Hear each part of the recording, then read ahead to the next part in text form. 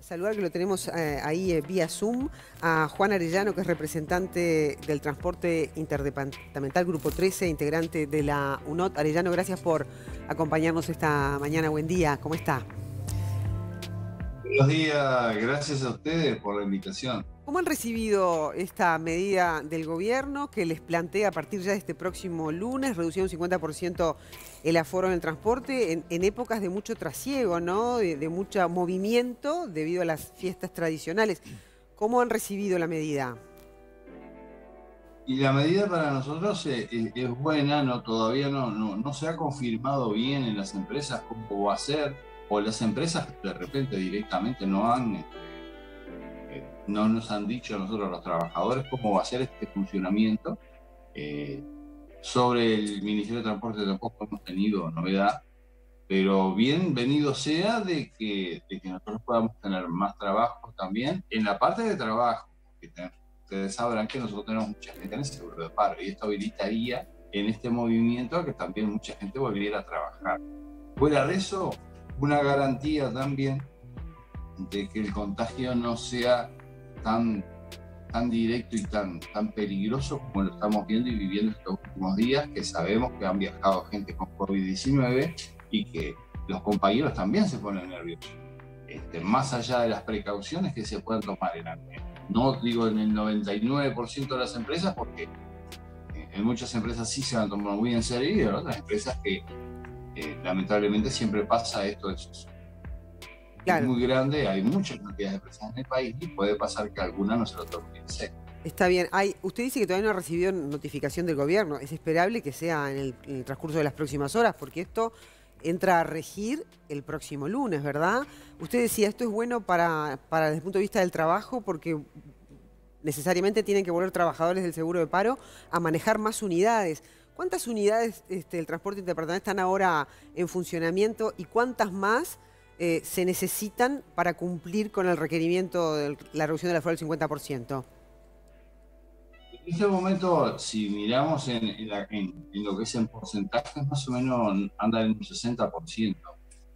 Hay empresas que de repente que líneas más cortas, porque nosotros estamos hablando de que manejamos líneas cortas, mediana distancia, larga distancia e internacionales.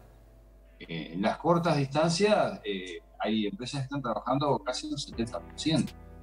Están trabajando mucho más porque son todos aquellos que vienen de los departamentos limítrofes de Montevideo, los cuales vienen a trabajar a Montevideo. Y esos son líneas que trabajan. En las medias distancias y en las largas distancias ya se mueven un poco menos, pero también son las que trabajan mucho más. Los viernes son los que, y los lunes, que son los que vienen del interior a trabajar acá, profesionales, y mucha gente que se mueve entre polo y polo. Pero más movimiento de repente en corta distancia, pero en su totalidad más o menos pensamos que hay 65-70% trabajando. Claro.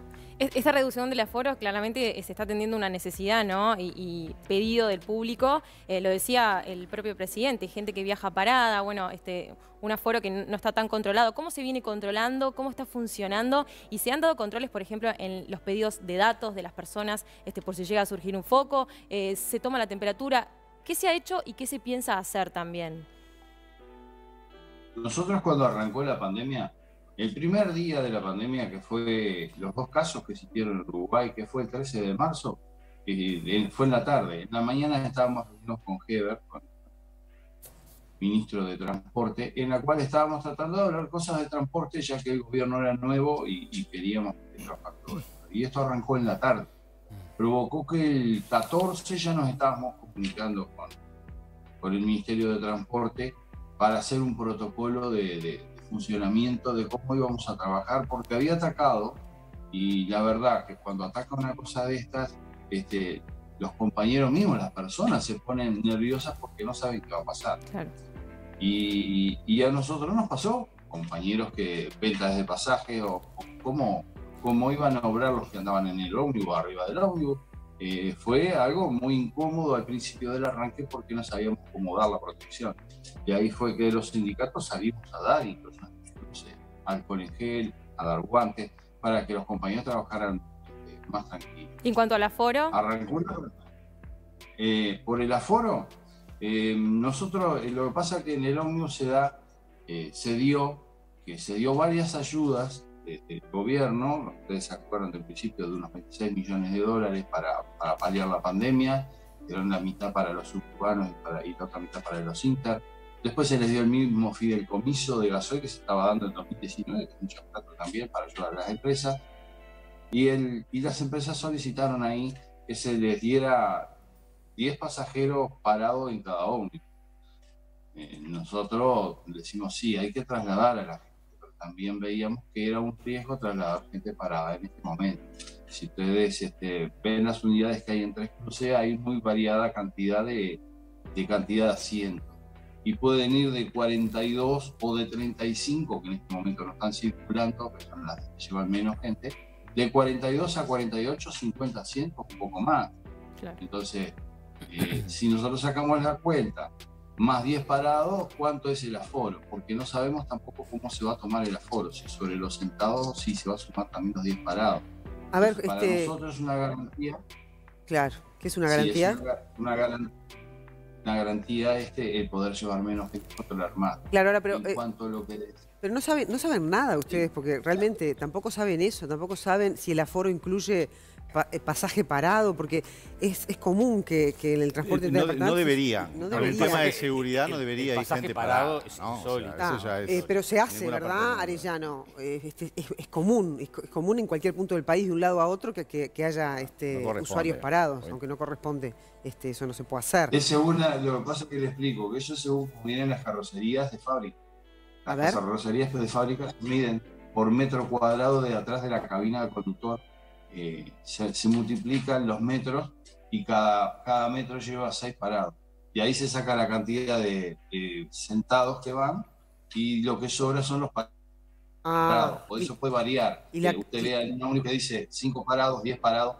Pero cuando arrancó la pandemia, lo que dijeron que iban a hacer un máximo de 10 parados. De 10 parados. ¿Y la carrocería del transporte interdepartamental tiene esa condición?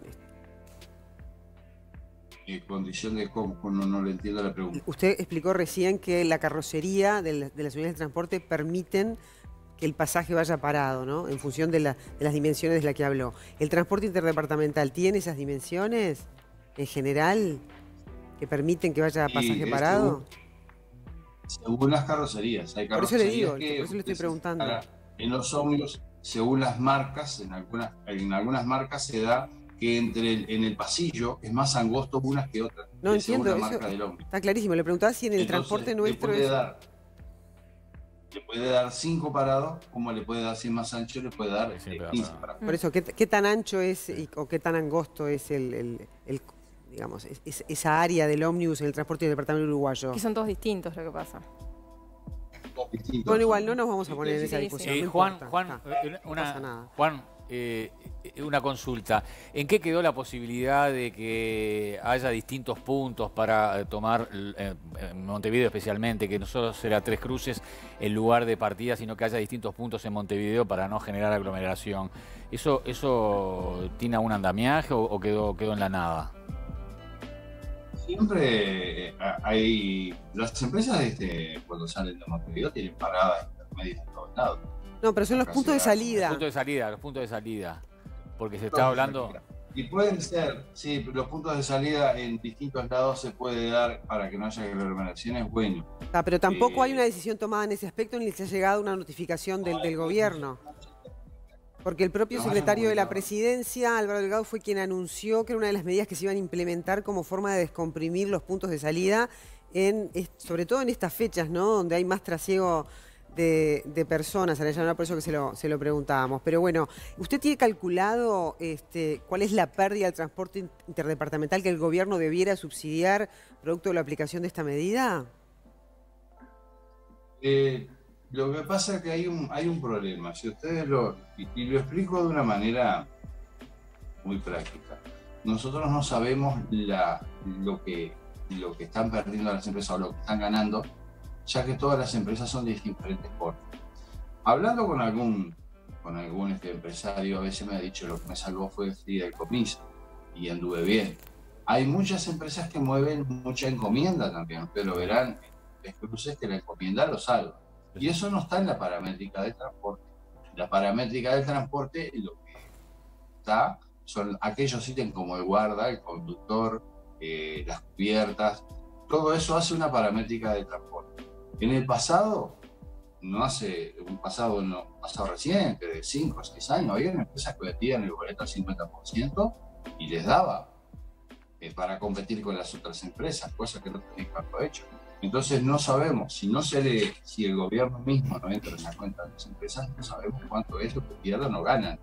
Porque hay empresas que siguen ganando plata igual. Claro. Porque si usted tiene una flota de 50 ómnibus, lo para 25, pero entregar las placas, no paga el seguro, o puede arreglar para no pagar el seguro, van a trabajarse 25 ómnibus y anda con gente parada cuando van hasta ahora. Puede ser que alguna línea solidaria cargue un poco más, pero solidaria. Claro, no, pero en este caso es al revés, lo que se van a poner, le pide al gobierno poner más unidades para descomprimir el aforo, es al revés, es decir, va a haber un gasto por sobre la media de este caso del sector, ¿no? Bueno. Es decir, el que tenía un ómnibus va a tener que poner capaz que ahora 2 o 3. Eso es lo que el gobierno planea subsidiar y ese es el cálculo que yo le pedía. Pero bueno, entiendo que es bastante complicado hacer el cálculo porque cada empresa tiene su realidad económica, ¿no? Así que, Arellano, le agradecemos y esperamos que esto se pueda implementar en tiempo y forma y en orden, ¿no? Como corresponde. Muchísimas gracias. Sí. Esperemos de que esto se pueda arreglar más allá de la pandemia, que sabemos que no va a ser corta, y que podamos trabajar tranquilos y que haya más trabajo también. Claro que también sí. Que haya seguridad dentro de los ómnibus. La verdad que últimamente han pasado algunos casos de los cuales a nosotros nos dejan nerviosos, porque no sabemos quién viaja en COVID-19. Yo les escuchaba hace un ratito cuando ustedes hablaban de los pasos de frontera. Ustedes fíjense que en Rivera es una frontera seca, entonces es fácil de cruzar de un lado al otro y de viajar también. Más allá de que nosotros tomamos temperatura, más allá de que tenemos una planilla de COVID-19 que lo estamos haciendo colaborando para todo esto, es muy difícil. Y bueno, con la contrariedad también de que tenemos el trabajo mucho con el seguro del país. Muchísimas gracias. Muchas gracias por Arellano, claramente que ese es el desafío de que empezó la pandemia.